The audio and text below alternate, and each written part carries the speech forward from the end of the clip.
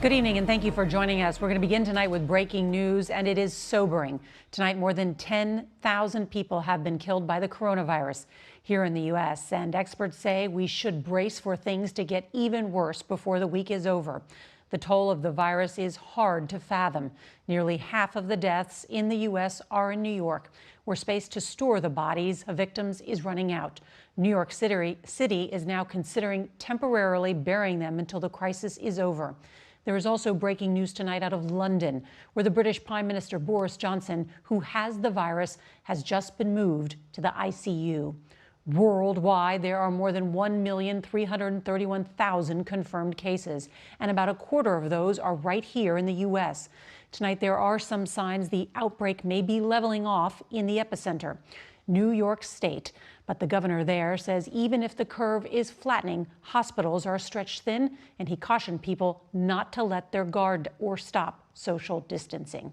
There's a lot to get to, and our team has every angle covered. Mola Lenghi leads off our coverage tonight in New York City. Mola? Well, Nora, some signs of hope, but as you mentioned, we are still expecting a very difficult and a very quickly developing week ahead. One example of that, the naval ship Comfort. It was brought here to treat non-coronavirus patients. This afternoon, President Trump approved this medical ship to begin accepting coronavirus patients who are brought here. This as the hotspots nationwide intensify. New York City's Javits Convention Center is now a 2,500-bed medical facility treating COVID-19 patients.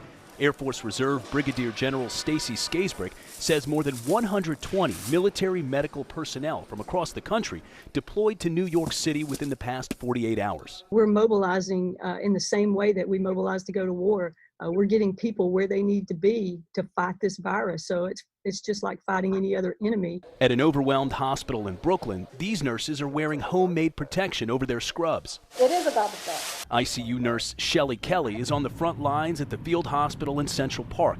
After a grueling 12-hour shift this weekend, she shared some sobering thoughts. I'm kind of feeling like nothing I can do is enough for these patients here.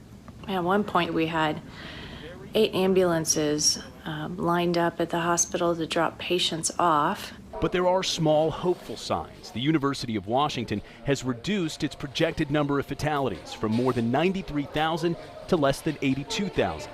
New York Governor Andrew Cuomo says the death rate has remained flat for the past 2 days. Still, he had a stern warning for those who are flocking outdoors. We underestimate this virus at our own peril. Now is not the time to slack off. Other hot zones in the midst of their own battles include Detroit, where cases have tripled in the last 9 days to more than 5,000. Chicago is approaching 5,000 cases. The next hotspots include Miami and Philadelphia. In Louisiana, COVID-19 cases have more than doubled since last Wednesday. Dr. Angela Cornelius is serving in New Orleans, part of a 7-member volunteer team from Shreveport. You know, there are people dying in our units that their family can't be here with them. And so it's difficult, I imagine. It's difficult. It's very difficult. The virus claimed the lives of 28 residents at this rehab center in Henrico County, Virginia. 88 additional residents have tested positive and are receiving treatment.